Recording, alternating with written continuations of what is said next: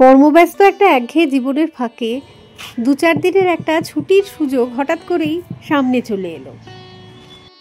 খুবই স্বাভাবিকভাবে ঘরে বসে না থেকে মনের একটু অক্সিজেন জোগাড় করতে ছুটলাম অরুণাচল প্রদেশের দিকে। মেঘালয়ের মতো সে জায়গায় কিন্তু ইচ্ছে হলো ঢুকে পড়লাম এমনটা চলে না। আগে থেকে ILP অ্যাপ্লাই করতে হয়, ইনার লাইন পারমিট। সকাল বাজে এখন 8টা। তো চলে এসেছি ভালুকপংয়ে, চেকপোস্টের সামনেই দাঁড়িয়েছি। বাঙ্কুর বাবা গেছে ওখানে ILPটা চেকিং করাতে। তো ILP পরশু দিনই রাতের বেলা যখন প্ল্যান হয়েছে আসবো, সঙ্গে সঙ্গে অ্যাপ্লাই করা হয়েছে। মানে অনেক সময় হয় কি একদিন বাদে পাওয়া যায়, তখন মানে ওই মুহূর্তে দেখলাম যে আধ ঘন্টার মধ্যে পারমিশন চলে এলো। তো খুব খুশি। তখন আমরা লাগেজ প্যাকেজ গুছিয়ে নিয়েছিলাম বেরোনোর জন্য। তো এখন এখান থেকে বেরোবো। আগে অনেকগুলো সুন্দর সুন্দর জায়গা আছে, দেখি, ইচ্ছা আছে সবগুলোই কমপ্লিট করার। তো এগোতে থাকি, তারপর বলছি। ILP যেহেতু আমরা অনলাইনে করিয়েছি তাই জন্য খরচা পড়েছে পার হেড 300 টাকা করে। অফলাইনে কিন্তু এই খরচাটা হয়ে যায় 100 টাকা মাত্র। তো যাই হোক, যাবো আজকে আমরা দিরাং পর্যন্ত। ভালুকপং থেকে দিরাংয়ের ডিস্টেন্স হচ্ছে 129 কিলোমিটার। গুগল দেখাচ্ছে সময় লাগবে 3.5 ঘন্টা। তবে আমরা তো আর একটানা যাব না, মাঝে মাঝে বিভিন্ন জায়গায় দাঁড়াবো, সেই কারণে সময়টা কিন্তু অনেক বেশিই লাগবে। এবছর আসলে প্রচুর বৃষ্টি হয়েছে, তো সেই কারণে নভেম্বর মাসেও খেয়াল করে দেখো অরুণাচল প্রদেশ কত সবুজ রয়েছে এখনো। আর আকাশ তো আজকে একদম ঝকঝকে পরিষ্কার নীল। কি সুন্দর নদীটা দেখতে লাগছে। ওয়েস্ট কামেং ডিস্ট্রিক্টে এই নদীর নাম কামেং রিভার বা জিয়াভরলি নদীও বলা হয়। আমরা এখন গাড়ি নিয়ে ঢুকছি টিপি অর্কিড সেন্টারে। তো এই টিপি জায়গাটা হচ্ছে ভালুকপং থেকে মাত্র 8 কিলোমিটার, সময় লাগবে 5 মিনিট। অরুণাচল প্রদেশে ঘুরতে তো আগে বহুবারই এসেছি, তবে সববারই যে এই টিপি অর্কিড সেন্টারের মধ্যে ঢুকেছি এমনটা নয়। তো আমার যতদূর মনে আছে যে আগে 10 টাকা এন্ট্রি ফি নিয়েছিল, এবারে এখনো কিন্তু কিছু তো চাইনি। তো যাই হোক, দেখতে তো শুরু করে দিই জায়গাটা, পরে যদি এন্ট্রি ফি চাই দিয়ে দেবো না হয়। আর এই জায়গাটা দেখো, ওরা কিন্তু বানিয়েছে, এটা অরিজিনাল নয়। প্রথমে আমি অরিজিনালি ভাবছিলাম, এত সুন্দর করে তৈরি করা, বেশ সুন্দর। আর এই পাশটাতে একটা ম্যাপ দেয়া রয়েছে, মানে এখানে কি কি আছে না আছে সেইগুলো বুঝিয়ে দিয়েছে, যাতে ট্যুরিস্টদের মানে এটা একবার দেখে নিলে ঘুরে বেড়াতে জায়গাটা আর কি সুবিধা হয়। এই যে এখানটায় পরপর নামগুলো এরকম দেয়া রয়েছে।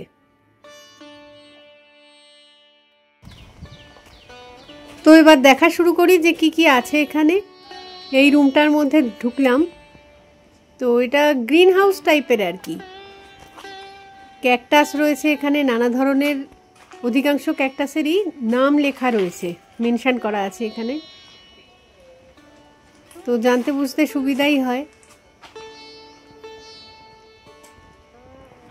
কয়েকটা ক্যাকটাসে না আবার চোখে পড়ছে যে ছোট ছোট ফুল ফুটেছে লাল রঙের। অধিকাংশ ক্যাকটাসকে এখানে মানে সুন্দর সেরামিকের পটের মধ্যে রাখা রয়েছে। তো ক্যাকটাসের অ্যাকচুয়ালি মেনটেনেন্সটাও খুব কমই লাগে, জলও লাগে না, সারও লাগে না, একটু আলো পেলেই হয়ে যায় আর কি, রোদ্দুর। হাত এগুলোতে দেয়া একদমই উচিত নয়। আমি তো হাত দেবই না, কারণ একবার যদি কাটা হাতের মধ্যে ফুটে যায় না, কি যে বিপদ হয়ে যায় তখন। এই আমাদেরই তো রাজস্থান ট্যুরে যখন জয়সালমীরে গেছিলাম, কুলধারা ভিলেজে একটা ক্যাকটাস গার্ডেন ছিল, সেখানে জামার মধ্যে যে কত ক্যাকটাস আটকে গেছিল, সেগুলো ছাড়াতে ছাড়াতে ঘন্টাখানেক বোধহয় টাইম লেগে গেছিল আমার। তো যাই হোক, ক্যাকটাসের রুম থেকে তো বেরোলাম। এটা তো অ্যাকচুয়ালি হচ্ছে অর্কিড সেন্টার, তার মধ্যে অর্কিড না দেখে আমরা শুরুটাই করলাম হচ্ছে ক্যাকটাস দিয়ে। তো এবার অর্কিড সেকশনটাও একটুখানি দেখে আসি। তো অর্কিড সেকশনে ঢুকে পড়েছি, কিন্তু এই মুহূর্তে একটাও ফুল চোখে পড়ছে না। আসলে এইটা এই নভেম্বর মাস অর্কিডের কিন্তু সিজন না, অর্কিডের সিজন হচ্ছে মে জুন মাস। তো এখানে নাম লেখা রয়েছে সুন্দর করে, মনে রাখতে পারবো না যদিও, দেখে নিচ্ছি তাও। লেখা আছে the native orchid house 2, orchid species of Arunachal Pradesh. এটাতেও ফুল নেই কিছু এই মুহূর্তে।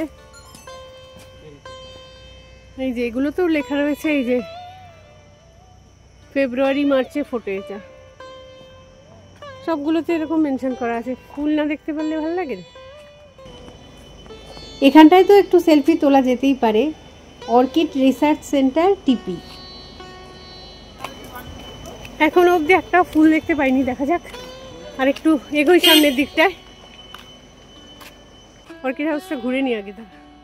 অর্কিড জঙ্গল,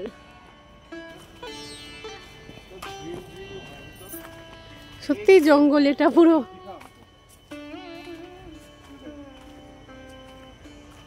নান্সহুড অর্কিড।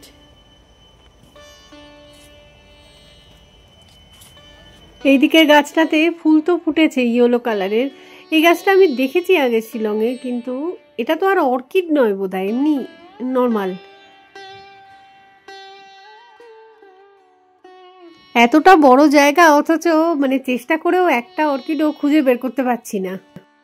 অর্কিড জঙ্গল দেখা হয়ে গেছে। গ্লাস হাউস দেখে নিই একবার, গ্লাস হাউসে কিছু আছে কিনা। তো এই মুহূর্তে না মানে গোটা 2-3 বাসে করে একদম বাঙালি টুরিস্টরা এসেছে কোথা থেকে।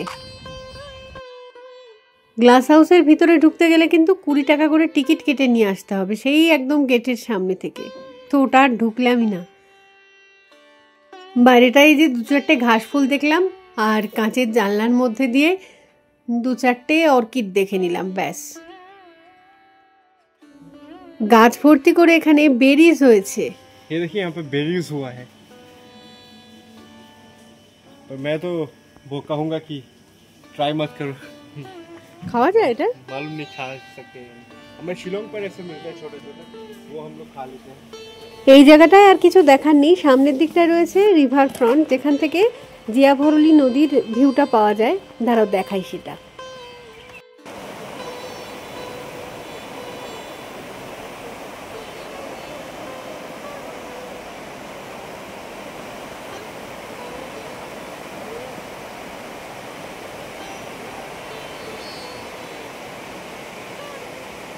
The river coming, बहुत ऑसम लग रहा है देखने में, बहुत ऑसम लग रहा है। इसकी साइड पे खड़ा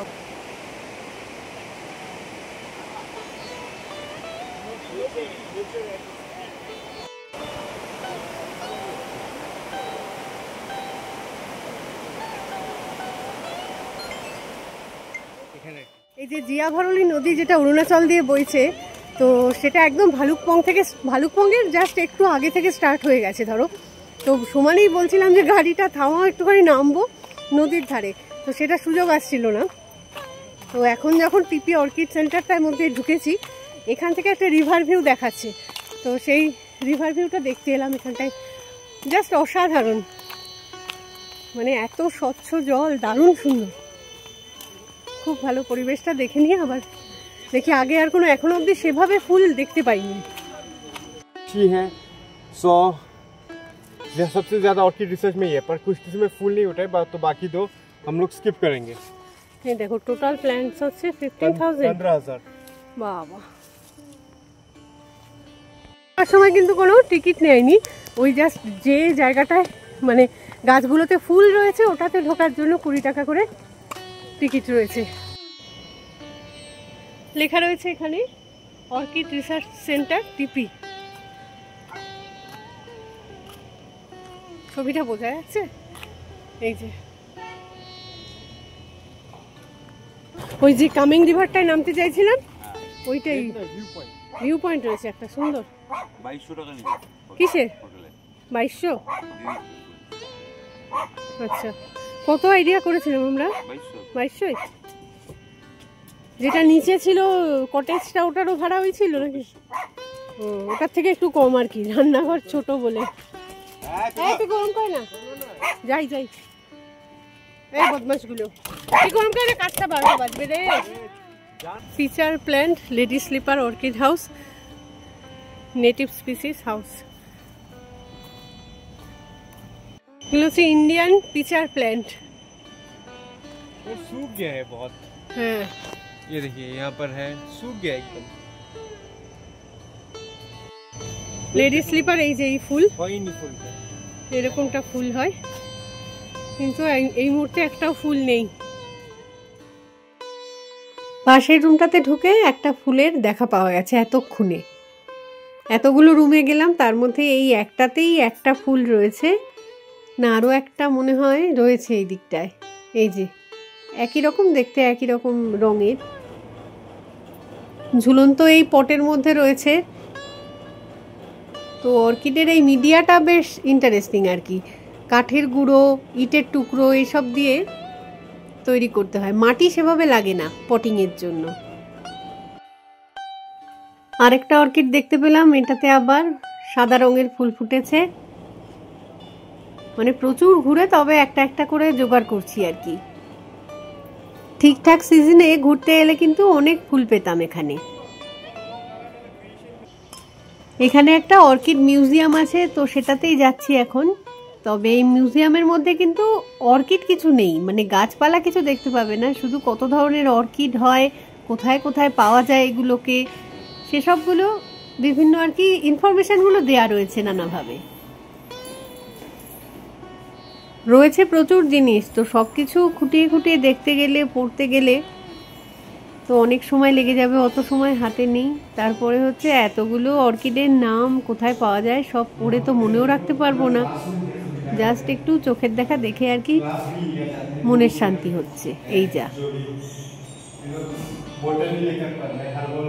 এখানে বোধহয় একটা ক্লাসরুম টাইপেরও রয়েছে, চেয়ার টেবিলের মধ্যে বসে বোধহয় টিচারেরা স্টুডেন্টদের বোঝায়, এরকম টাইপের একটা অ্যাটমসফিয়ার পুরো জায়গাটায়।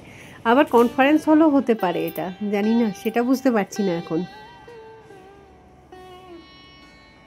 এই বিল্ডিংটাতে অ্যাকচুয়ালি দুটো তলা রয়েছে, তো একতলাটায় এসবই রয়েছে, তো দেখলাম সেগুলো। এবার দোতলাটায় যাই দেখি, ওখানেও হয়তো একই জিনিস আছে, তাও দেখে আসি। এটাই হচ্ছে দোতলায় ওঠার সিঁড়ি। তো উপরটায় উঠে দেখলাম যে মডেলের মাধ্যমে এই তলাটায় সবকিছু বোঝানো হয়েছে আর কি, ডিসপ্লে করা আছে যেটা, সেটাতেও দেখানো হচ্ছে যে টিপি অর্কিড সেন্টারে কোথায় কি রয়েছে সেগুলো। যারা এসব জিনিস নিয়ে পড়াশুনো করে আর কি, তাদের এই জায়গাটায় আসা কিন্তু সার্থক, কারণ অনেক কিছু জানতে পারবে, তারা শিখতে পারবে। আমাদের যেমন এমনি এই মডেলগুলো সাজানো দেখে ভালো লাগছে।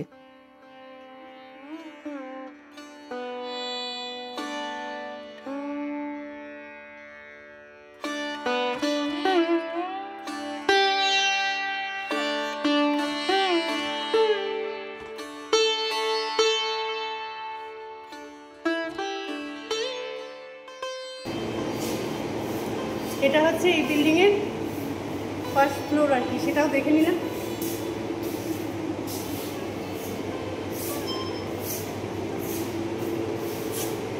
সবগুলো তো বুঝবো না, তাহলেও চট করে দেখে আর কি খারাপ লাগবে না, ভালোই লাগবে। অর্কিড সেন্টার দেখা হয়ে গেছে, গাড়িতে উঠে বসেও গেছি, রওনা দিয়ে দিয়েছি সামনের দিকে। টিপি অর্কিড সেন্টারটা থেকে বেরিয়েছি, এখন যাচ্ছি টেঙ্গা ভ্যালির দিকে। টেঙ্গা ভ্যালি আগে মানে অনেকবার এসেছি অরুণাচল প্রদেশ ঘুরতে, সেই সময় কিন্তু টেঙ্গা ভ্যালিতে থেকেওছি আমরা। এবারে আর থাকার মতন প্ল্যান নেই, হাতে সময় কম। তো যাই হোক, টেঙ্গা ভ্যালিটা বাইরে থেকেই দেখবো, দেখে আবার এগোবো। তারপর সামান্য একটু পথ এগোলাম, তো দেখছি রাস্তার বাঁ পাশটায় দারুণ সুন্দর পরপর দুখানা ওয়াটারফলস পড়লো, তো সেটা দেখার জন্যই নামলাম আর কি। আর রাস্তার ডান দিক দিয়ে তো কামিং রিভারটা বয়েই চলেছে। আমি দাঁড়াতে বললাম ওয়াটারফলসটার সামনে, কেউ দাঁড়ালো না, না না করতে করতে এগিয়ে গেল। এখন আমি যে নেমে গেছি, পেছন থেকে চলে এসছে। বেকার আমি হেঁটে হেঁটে এখন চলা শুরু করলাম।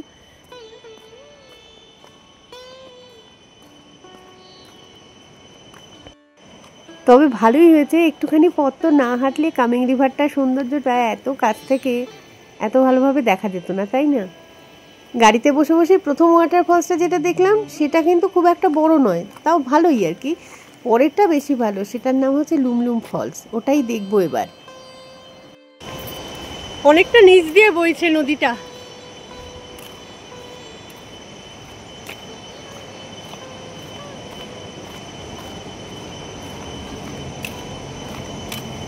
ভালো হয়েছে, আমার পাহাড়ি রাস্তা হাঁটতে ভালো লাগে, যতখানি হেঁটে আস্তে আস্তে যাবো, দাঁড়িয়ে থাক গাড়ি নিয়ে সব।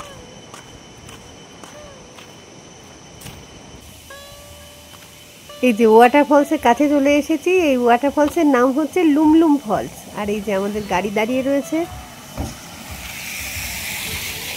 সামনেটায় আর ফলসটা দেখতে পাওয়া যাচ্ছে। ওই যে সুন্দর বেশ, কিন্তু সামনে থেকে বেশ ভালো দেখতে লাগছিল।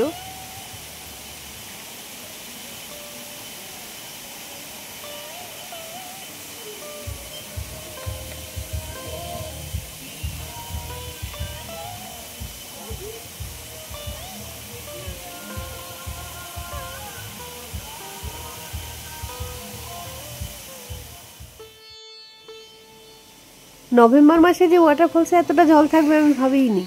অনেকটা জল আছে, আর ওয়াটারফলসটা অনেকটা উপর থেকেই পড়ছে। ক্যামেরায় কতটা আসছে বুঝতে পারছি না, সামনে থেকে অসাধারণ এটা।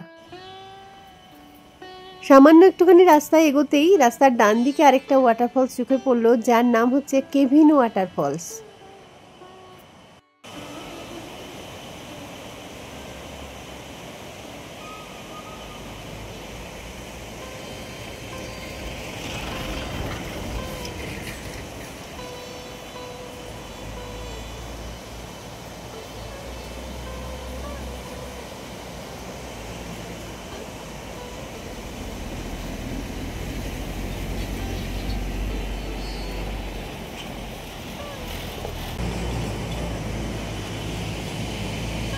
এই জায়গাটায় বোধহয় ল্যান্ডস্লাইড হয়েছে, রাস্তার অবস্থা একটুখানি খারাপ। কি সুন্দর লাগছে ঝর্ণাটা, খালি চোখে খুব ভালো লাগছে। জানি না কতটা কি ক্যামেরায় বোঝা যাচ্ছে। আর নদীটা অসাধারণ এই জায়গাটায়। উল্টো দিক থেকেও মানে পাহাড়ের উপর থেকে আরেকটা ওয়াটারফলস আসছে, দেখাচ্ছি দাঁড়াও। এই যে এখানটায় ওয়াটারফলস, স্রোতস্বিনী নদী রয়েছে। রাস্তার অবস্থা এরকম, ওই উপর থেকে ওখান থেকে একটা ঝর্ণা পড়ছে, এখান থেকে একটা ঝর্ণা পড়ছে, আর ওই সামনে আমাদের গাড়ি দাঁড়িয়ে। ভালুকপং থেকে টেঙ্গার দিকে এগোচ্ছি, যেটা ডিস্টেন্স হচ্ছে 75 কিলোমিটার, আর গুগল বলছে সময় লাগবে 2 ঘন্টা। আবার গাড়িতে বসে রওনা দিলাম। তো যেতে যেতেই পথে পড়বে অনেকগুলো ছোট বড় ব্রিজ, যার তলা দিয়ে কখনো বা ঝর্ণার জল আসছে, কখনো বা কামিং রিভার।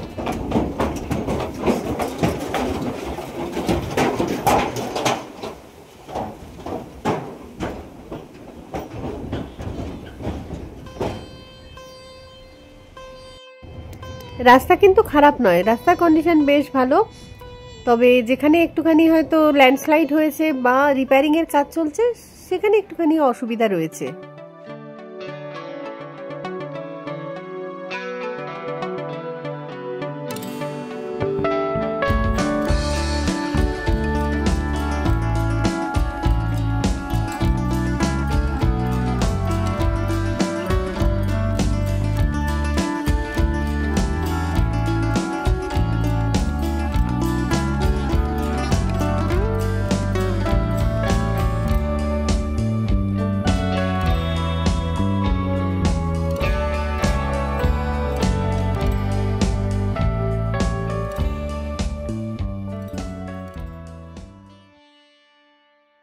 জানলার কাঁচ বন্ধ থাকলে ততটা হয়তো ঠান্ডা লাগছে না, যেই গাড়ির জানলার কাঁচটা খুলে দিচ্ছি, মানে হাত বা মুখ বের করছি বাইরে, বিরাট ঠান্ডা, কিন্তু মনে হচ্ছে বাইরেটা পুরো এসি একদম।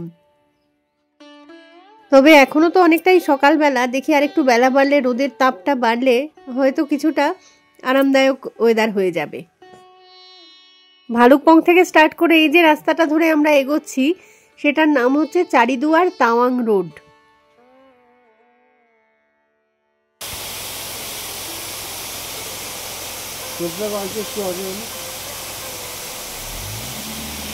জলটা বেশ গায়ে ছুটুক।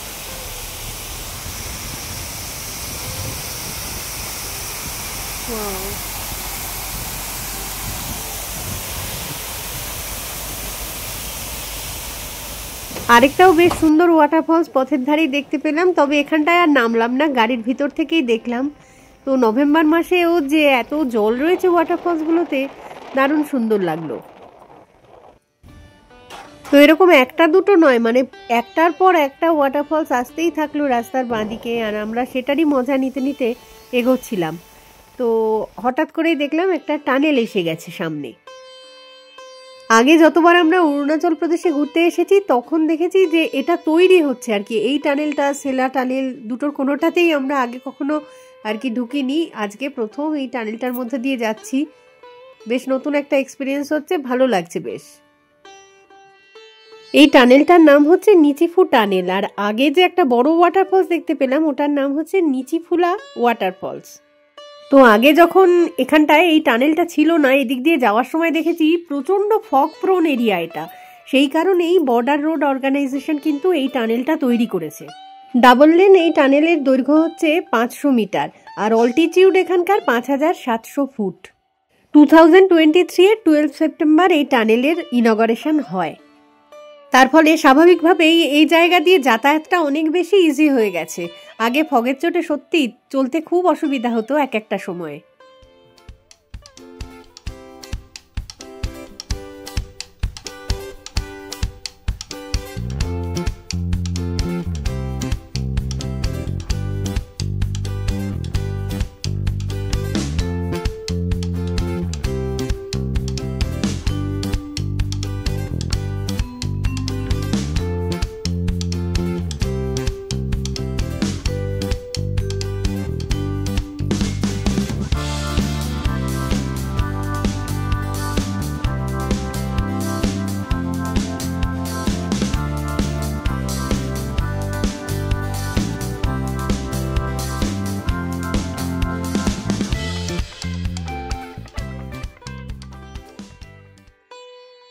সামনের এই পাহাড়গুলোকে একটু খেয়াল করো, কোনো না কোনো সময় হয়তো এগুলোতে বিরাট কিছু ধস নেমেছিল, সেগুলোকে ঠেকানোর জন্য, মানে আর যাতে না হয় সেই জিনিস, সেই কারণে পুরো পাহাড়টাকে মেশ দিয়ে ঘিরে দেওয়া হয়েছে যাকে বলে।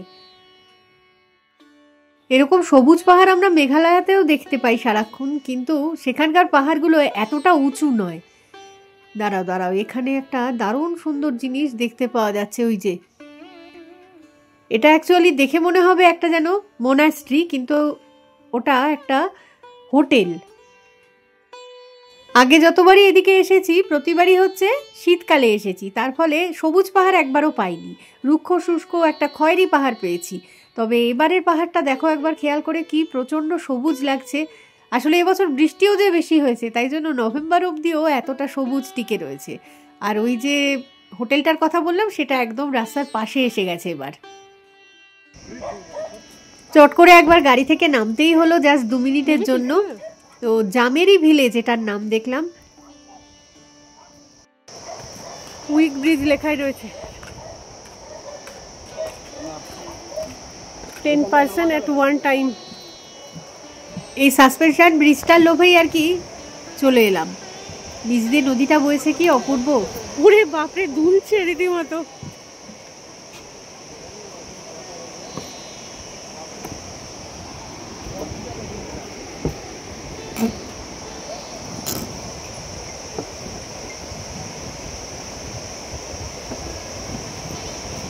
খুবই রিস্কি এটা, ব্রিজ একদম টালমাটাল করছে অবস্থা। দেখো বাঙ্কু, আর যাস না, আর যাস না, চলে আয়। জায়গাটার ভিউটা শুধু একবার দেখো, এত সুন্দর লাগছে নদীটা। দাঁড়াও, বাকিজন থেমে গেলে একটু এগোতে পারবো। একসাথে সবাই চলতে থাকলে ব্রিজ এমন দুলছে না, ভয় লাগে।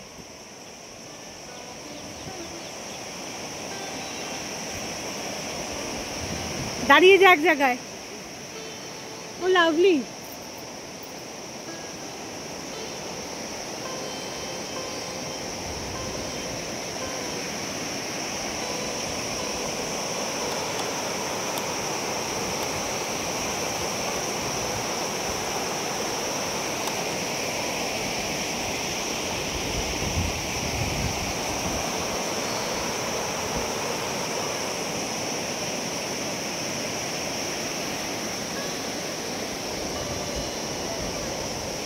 ঝুলন্ত একটা ব্রিজ, ঝুলন্ত মানে চূড়ান্ত ঝুলন্ত যাকে বলে, রীতিমতো দুলছে। তার উপর দাঁড়িয়ে আছি আমরা, ভিউটা অসাধারণ সুন্দর, জলটা বয়ে যাচ্ছে, অপূর্ব অপূর্ব সত্যি। ব্রিজের ওই পার অব্দি যাওয়া যায়, তবে অদ্দূর যাব না, উপরে না আরো অনেক কিছু আছে মনে হচ্ছে, অনেক উঁচুতে একটা বিল্ডিং দেখতে পাচ্ছি। লোকাল কিছু লোকজন উঠেছে ব্রিজে, তারা যাচ্ছে, আর তো কেউ নেই।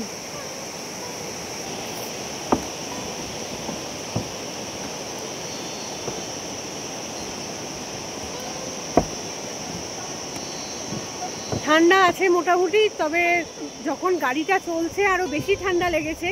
গাড়ি থেকে নামার পরে ঠিক আছে, শিলংয়েও যেরকম ওয়েদারটা ফিল করি সেরকমই আর কি। এখনো অবধি তার চেয়ে বেশি নয় ঠান্ডাটা। গাড়ি চলার সময়টা খুব ঠান্ডা লাগছিল সত্যি কথা।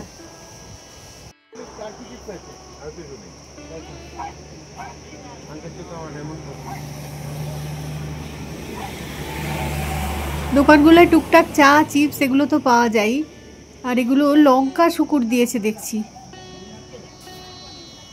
এই যে জায়গাটা ভিউটা ঠিক এরকমই আর কি। আমাদের গাড়ি দাঁড়িয়ে রয়েছে এখানটায়।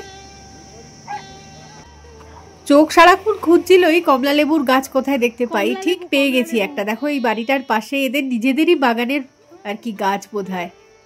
কি মজা সত্যি, তাই না বাড়ির লোকজনের। এই যে গাছ ভর্তি কমলা লেবু, এইটা ওইটা একটু পেকেছে, সব এগুলো কমলা লেবু। এই গাছটার গুলো পেকেছে, পাশেরটা একটুখানি কাঁচা রয়েছে। এই জায়গাগুলোতে না কমলা লেবু আপেল এগুলো দারুণ সুন্দর হয়, যেটার যখন সিজন আর কি। এই মুহূর্তে এই কমলা লেবুগুলো হয়েছে, আরো যদি একটু বাদে আসা যেত, মানে ডিসেম্বরের শেষে এলে এগুলো একদম সব পাকা কমলাই পাওয়া যেত। এগুলো গ্রিন টাইপের হয়ে রয়েছে, ওই দিকের গাছেরটা তবু পেকেছে কিছুটা।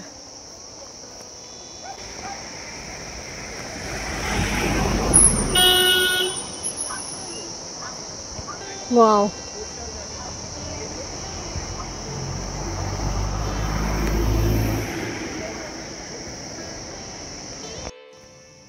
এই রিভারটাকে সেন্টার করেই আশেপাশে বেশ একটা ছোটখাটো লোকালিটি গড়ে উঠছে সুন্দর। আর অনেকগুলো হোমস্টেও আছে, লোকজন তাতে দেখলাম রয়েছেও। তারা বেশ সুন্দর স্নান টান করে বাইরেটায় বসে জলখাবার খাচ্ছে। মাঝে মাঝে তাদের মধ্যে দু একজন এসে রিভারটার আশেপাশে ঘুরে যাচ্ছে। এই জায়গাটার নাম হচ্ছে জামেরি ভিলেজ। ওই যে সেই হোটেলটা দেখতে পাওয়া যাচ্ছে, আর এখানে দাঁড়িয়ে রয়েছি দেখতে একটা স্করপিও আসছে বোধহয়। নিজেরা এবার স্করপিওটা নিয়ে আসিনি তো, স্করপিওর কথা প্রতি বারে বারে মনে পড়ছে। উঠবো গাড়িতে? চলো। পথের ধারে একটু পরপরই এত সুন্দর সুন্দর দৃশ্য আসছে, কিন্তু বারবার তো আর গাড়ি থেকে নামা সম্ভব না, তাই না? মেঘালয়ে যে পাহাড়গুলো আছে সেগুলো খানিকটা ফ্ল্যাট টপ, কিন্তু অরুণাচলের পাহাড়গুলো অনেক বেশি উঁচু তার থেকে। তো যাই হোক, আমরা প্রায় নাগ মন্দিরের কাছাকাছি চলেই এসেছি। তো নামবো এখানে আবার গাড়ি থেকে, আর তারপরে বলছি এই মন্দিরের ইতিহাস। এই নিচটাতেই রয়েছে নাগ মন্দির, আর পাহাড়ের উপরটাতে রয়েছে একটা শিব মন্দির। তো দুটোই আমরা দেখব। আমরা চলে এসেছি নাগ মন্দিরের সামনে। তো ব্যাক ক্যামেরায় দেখাচ্ছি, উপরে উঠবো এবার আস্তে আস্তে। মানে এখানকার পরিবেশটা এত সুন্দর, যেমন সুন্দর পাহাড়গুলো। অন্য সময় যখন আসি না শীতকালে, পাহাড়গুলো খয়েরি থাকে। এবছর এমন টাইমে এসেছি, আর এবছর বৃষ্টিটা বেশি হয়েছে বলে পাহাড়গুলো সবুজ রয়েছে সব। একটা আলাদা রকম মানে ভিউটা দেখাচ্ছি সবটাই। অনেক বছর আগে আর কি এই জায়গার রাস্তা কিন্তু খুব একটা ভালো ছিল না, বেশ খানিকটা দুর্গম ছিল। আর সেই সময় রোড কনস্ট্রাকশনের কাজ চলছিল, কর্মচারীরা সব কাজ করছিল সেখানে। এবার এই জায়গাতেই একটা মেল আর ফিমেল সাপ বেশ কিছুদিন ধরে ঘোরাঘুরি করছিল, তাদেরকে দেখা যাচ্ছিল। কিন্তু ওই কর্মচারীদের ভুলবশত মেল সাপ যেটা আছে সেটা আর কি কাটা পড়ে যায়। এতে ফিমেল সাপটা তো ক্রুদ্ধ হয়, তার সাথে নানা রকম প্রাকৃতিক দুর্যোগ, ভূমিধস এগুলোও শুরু হয়ে যায় তখন। তো স্থানীয় লোকজনরা পরামর্শ দেয় যে এখানে একটা নাগ মন্দির বানানো হোক। তারপরেই আর কি 1966-এ এই নাগ মন্দিরের প্রতিষ্ঠা করা হয়।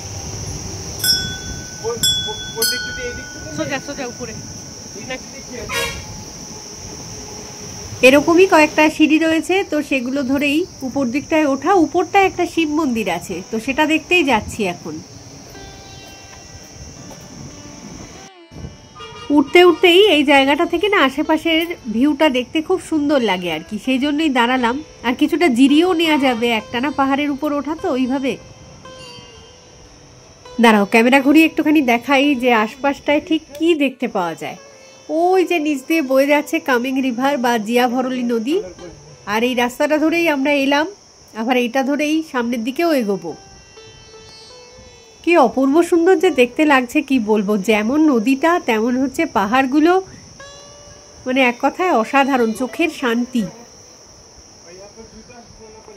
অরুণাচল প্রদেশে এন্ট্রি নেওয়ার জন্য মানে অনেকগুলো চেকপোস্ট কিন্তু রয়েছে। আমরা তার মধ্যে ভালুকপং চেকপোস্ট দিয়ে ঢুকেছি, কিন্তু ওদিকের আরেকটা চেকপোস্ট রয়েছে যেটা কালাকতাং চেকপোস্ট। ভৈরবকুণ্ড হয়ে কালাকতাং হয়ে বালেমু হয়ে এইভাবে ঢোকা যায় আর কি। তো জেনারেলি ট্যুরিস্টরা যেটা করে আর কি, যদি এই ভালুকপং চেকপোস্ট দিয়ে অরুণাচলে এন্ট্রি নেয় তাহলে এক্সিটটা করে হচ্ছে ওই কালাকতাং চেকপোস্ট দিয়ে, আবার যদি ওদিক দিয়ে ঢোকে তাহলে ভালুকপং দিয়ে বেরিয়ে যায়। আমরাও যেমন কালাকতাং চেকপোস্ট দিয়ে বেরোবো, এটার কারণটা হচ্ছে একটাই, যে দুদিকের ভিউটাই পাই আর কি। এদিকের ভিউটাও সুন্দর, ওদিকের ভিউও সুন্দর, কি কি জায়গা আছে মাঝের, একই জায়গা বারবার দেখতে দেখতে যাওয়ার থেকে দুরকম জায়গা ভিউ করা, মানে ভিউটা এনজয় করা বেটার নয় কি? সেই জন্যই বললাম। তো যাই হোক, কথা বলতে বলতে কিন্তু শিব মন্দিরটায় চলেও এসেছি। উপরটায় দেখো বেশ সুন্দর আর কি, নিষ্ঠা ভরে পুজো হয়, মূর্তি দেখলেই বুঝতে পারবে। শিব মন্দির দেখে নিয়ে এবার এখান থেকে বেরিয়ে যাব। আস্তে আস্তে যে পথেই উঠেছিলাম আর কি উপরটা অবধি, সেই পথেই নামবো। আর এখানে কি সুন্দর এই ছবিগুলো দেখতে লাগছে দেখো।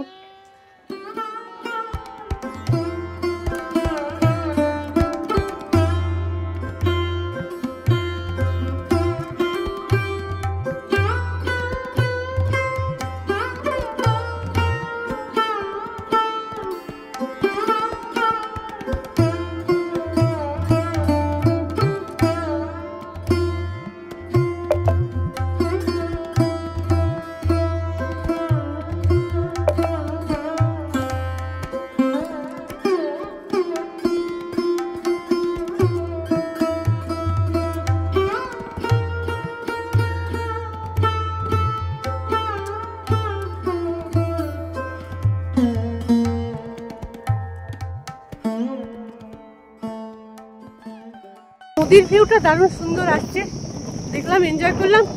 গাড়িতে গিয়ে বসবো, আবার সামনের দিকে এগোবো। চলো তাহলে আমরা এই পথ ধরে এগোতে থাকি সামনের দিকে।